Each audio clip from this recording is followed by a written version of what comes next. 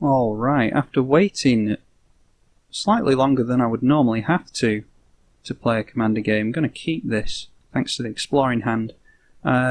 We are off to the races. We're up against Kess, Dissident, Mage, flying 3-4. Our opponent said, good luck, have fun. We will say the same thing, or we'll try and have fun against a control deck. It's a 3-4 human wizard with flying, and during each of your turns you may cast an instant or sorcery card from your graveyard. If a card cast this way would be put into your graveyard, exile it instead. Our opponent getting off with a ponder there. Draws a card and chooses not to shuffle the library, so they are very happy with what's on top of the library, I assume. Hoping for a land off the explore. Don't have a land, but at least it gets us closer to one. Because, well, at least we can play a Thought Vessel next turn if we don't draw into a land here. We have Mana Crypt, which is maybe going to get countered. Let's see. No, so that's great. So we can Explosive Vegetation, assuming this doesn't get countered. Alright, and 2 islands, so that Mana Crypt was a really good top deck there. That really helped us out, because otherwise it would have been into a slow Thought Vessel, and then, I don't know what, a Susa, Crucible of Worlds, and hope for a fetch land. Okay, now our opponent might be holding up some counter magic again. Or I say again, they weren't holding it up last time by the looks of it.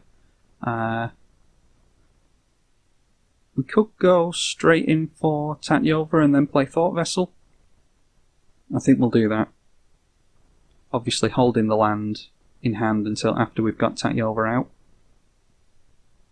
And our opponent has a count. I wonder if they had a counter spell for the Explosive Vegetation or not. But not to worry, I'd rather it was cast early in the game than later on. Although there's always Snapcaster Mages and returning instants from the graveyard and Kess herself during each of your turns. Okay, so Kess could counter a spell if we try and do something during her turn, but can't use the counter spell during our turn, assuming there's no Snapcaster Mage in hand.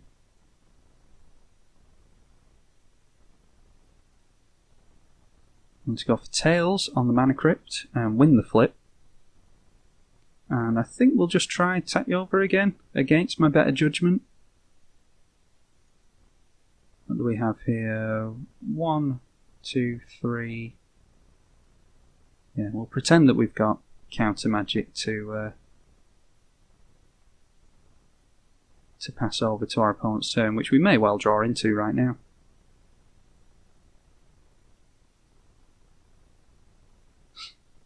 Our opponent paying the costs on something. Okay, terminate on Tatyova, but we still get the... That's the good thing as well about Tatyova. Another land, so that's great. If our opponent just continues to use removal on Tatyova, at least we are getting some kind of card draw as long as we're drawing into lands. Tatyova paid half of her command attacks with this breeding pool just there. Not too dissimilar to the Nissa flip Planeswalker. But yeah, Tatyova, when you get her in play, your opponents can't do anything until you put a trigger on the stack or some kind of spell on the stack, something like that. So as soon as Tatyova comes out, you want to play the lands immediately, because your opponent can't do anything about at least the first land you play. What they can do is respond to the trigger that appears after you've played the land and put the trigger on the stack with Tatyova. I don't know if we can actually afford this.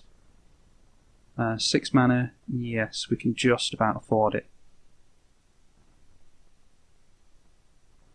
And we will play Breeding Pool, and I'll pay the 2 life just in case we get a Brainstorm or something like that, Crop Rotation. We don't, so we're going to pass the turn over to our opponent. And they can terminate Tatyova here.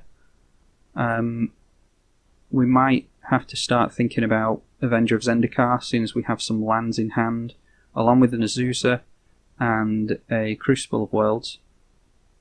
Doomfall. I don't know that card. Target opponent exiles a creature they control. Oh, okay. So we just exile the only creature that we have there. We don't tend to draw into... I'm sure we have in this deck... what's it called? The card that's the blue version of Song of the Dryads, Imprison in the Moon. I'm sure we have both those cards, and there we go. We were just one card away from Brainstorm there, apparently. We will go for Azusa. And then the Avenger. I think we can do 4, 5, 6, 7. 5, 6, 7, yes. We can do that. But we won't be able to Brainstorm. You know what, I do want to hold up Brainstorm. So we'll do it not like that. We'll do it by holding up Breeding Pool. So we could make the plant tokens, at least we get another plant token this way. And we get to buff them, always yes, always yield. That register, always yield, there we go. And hopefully if we draw into more lands, which we can always put on top with the Brainstorm if we don't see anything better, we can start playing lands and those plant tokens can become a real threat. Prophetic Prism enters, draws a card, and then filters mana. It's a 2-drop card draw, colourless, but apart from that, it's not the greatest card. Colourless tap to convert mana, not great, not bad. Phyrexian Arena, on the other hand, is well, it's draw 2 cards every turn effectively. And Storm the Vault is a legendary enchantment for 4. Whenever one or more creatures you control deals combat damage to a player, create a treasure token. At the beginning of your end step, if you control 5 or more artifacts, then transform it, and it transforms into tap blue for each artifact you control. So our opponent is actually struggling for artifacts, so I'm not too worried about that. Would really love to get rid of Kess though. Noteworthy as well, our opponent's actually struggling on red mana as well. So I'm not above these later turns in the game. I'm not above Wasteland in that.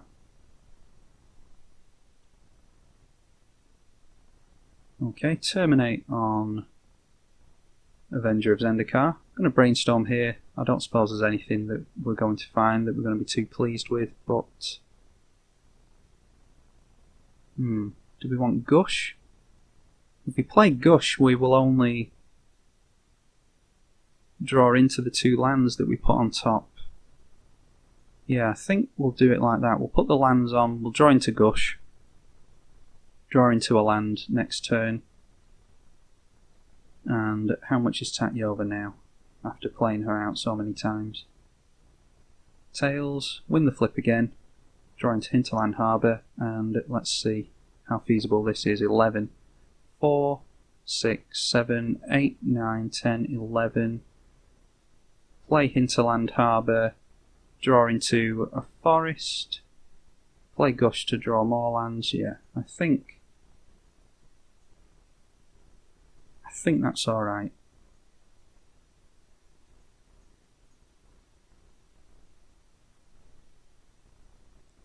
Play the Hinterland Harbour here. Play the forest. And I think we can Gush here and return 2 islands back. We should be able to play one of the islands. We'll play an island and go into Ley Line of Anticipation. just to make things more tricky for our opponent. They will be able to counterspell if we do anything during their turn, which is something well worth noting. But coming in for 9 damage here, which is not irrelevant. Always going to yield to that. And if our opponent does get any more artifacts out and makes Vault of the Catlacan? No idea how you say that, but does make Vault of the Catlacan, we can knock it back down to earth with Bane of Progress. But the plan right now is to use Azusa and Tatyova together and just play a lot of lands, draw cards, see what we get. And our opponent draws 3 cards and discards a card, is searching for some answers, I assume.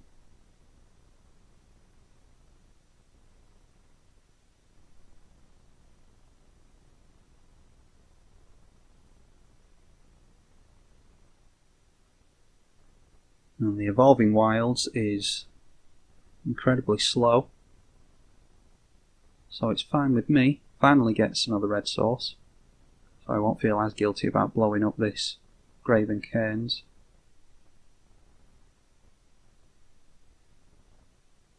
No idea what our opponent just played. I'm sure I just saw our opponent play something there. Where are we? Imprisoned in the Moon on... on Tatyova, there we go. And we lost the flip. Okay, great. So what we can do here is attack Tatyova for mana, trade routes, and return a target land to our hand. So that was a great top deck for us there. 1, 2. One of the least amounts of mana that we've used to cast Tatyova this game. And then play an island.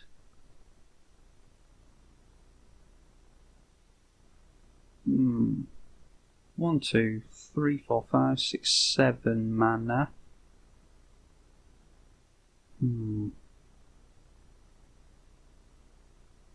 I think this Lightning Greaves has thrown a spanner in the works now.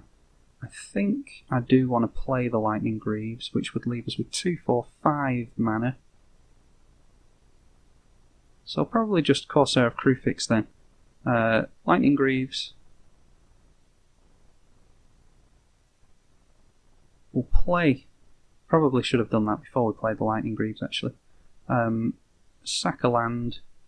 We'll be able to get that back with the Crucible of Worlds next turn. Nissa is a very good card to draw into. And I think Nissa will give us our 3rd land for the turn. I think we'll be able to play this. And then flip Nissa over. Get a forest from Nissa. And yes, we can play it. So not only do we get another card draw, but we also get to flip Nissa, who will draw another card for us. And she will survive the swing back from Kess next turn. And then we can... There's that Wasteland. We can go for the Corsair of Crucifix here. And we can't attack thanks to the Glacial Chasm. But we also can't take damage from Kess either. So I may well... Yeah, I don't know. Actually, to be honest, I totally forgot that you can't attack with your creatures. We'll see what our opponent does. I might just get rid of the Glacial Chasm next turn. When you cast your next instant or sorcery spell, copy it. That's worrying.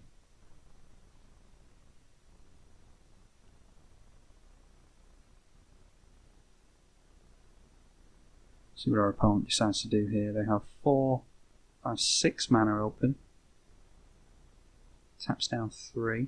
4 goes for a 2-factor Fictions, which is Excellent. Okay, so Grim Tutor in one pile. Memnarch in another. Yeah, there's no way of... I think I like that. Walking Ballista, you can go infinite with that, and Grim Tutor can tutor up something where it can go infinite.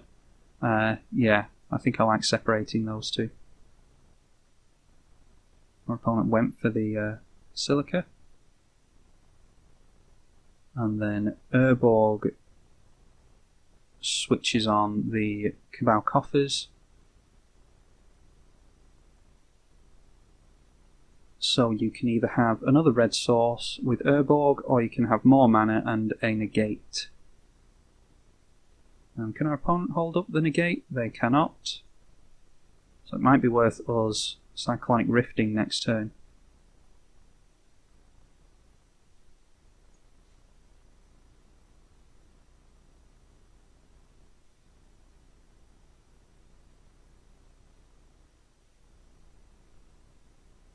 Our opponent just thinking what to do, I assume.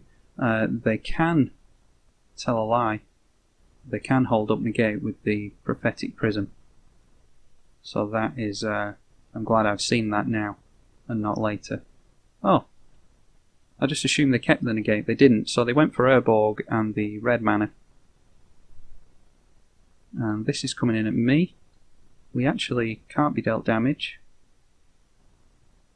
so that's fine. I am going to kill this Glacial Chasm next turn. I didn't think it worked the way it did, or I completely forgot, and I don't play it that often. It's for decks against, you know, like Helm Smashers and aggressive decks like that. Not too much of a threat, dying to commander damage against this deck. Walking Ballista.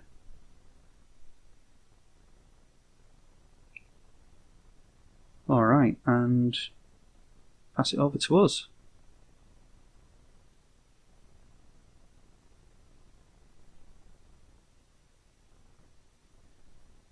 See what Mana Crypt does to us. Tails, and we lost flip again. Glacial Chasm, do we want to pay the 2 life? No, we don't, we'll just sack it. And we will play Crucible.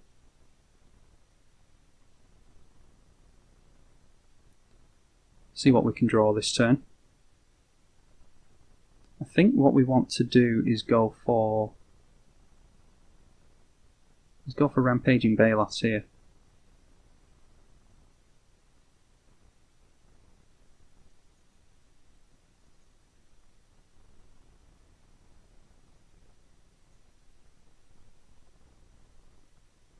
Rampaging Baloths allows us to, whenever we put a land into play, we get a 4/4 beast token. Corsair of Crypt gains us a life. And we're going to always yes, and always yield to that. Always yield, we'll try to. We can play Ancient Tomb from the top, thanks to Corsair of Crypt.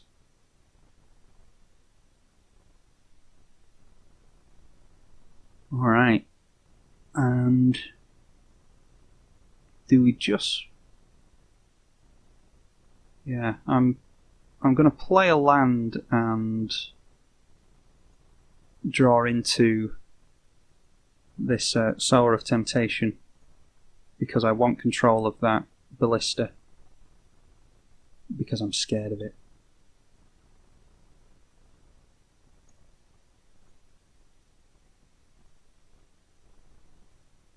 Yeah, worst case scenario, we can just sack it in response if our opponent decides to try and get it back.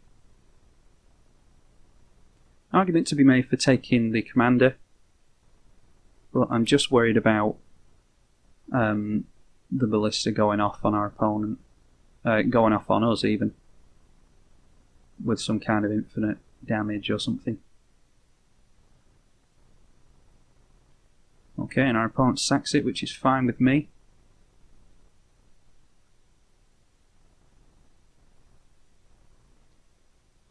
So what I think we're going to do is just swing in here. Must remember to activate Nissa.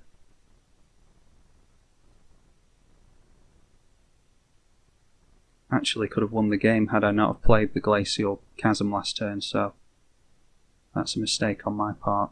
Draw into this Beast Within. And 1, 2, 3, 4, 5 mana. I think we can play the Lotus Cobra, hold up Beast Within, and that'll be us for the turn.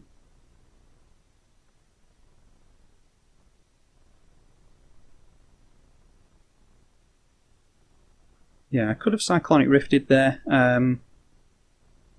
I don't like to Cyclonic Rift immediately just to win games all the time, because I don't think it makes for as interesting a game.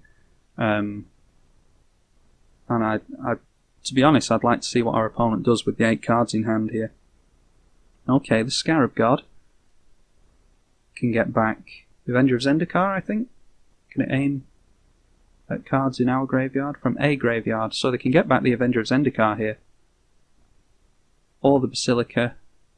The Basilica, I keep calling it the Ballista. It's a Ballista, but they are going for the Avenger of Zendikar here.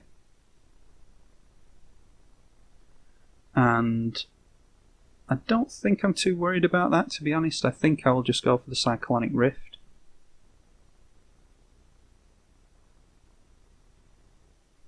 Yeah, I think I'll go for the Cyclonic Rift on our opponent next turn, just to get that last 3 damage in.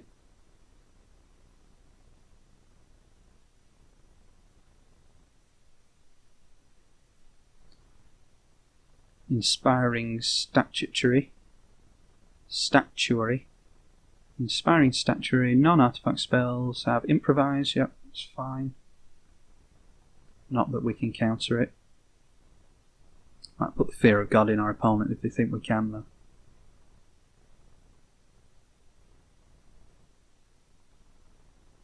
Manolith, we gave them that with the Fact or Fiction. Our opponent does now have 3 mana up, including blue. So they could have a counterspell in hand. Unless they want to tap out blue. Propaganda. Yeah, that will go back to the Cyclonic Rift. And now going in for us again, now that the Glacial Chasm has disappeared. Now going to transform Storm the Vault, and that will now tap for 1, 2, 3, 4 mana. 4 blue mana, to be specific. It is Vault of the Catlacan. Taps for blue for each artifact our opponent controls. Although the art hasn't changed there. It should have turned into this land.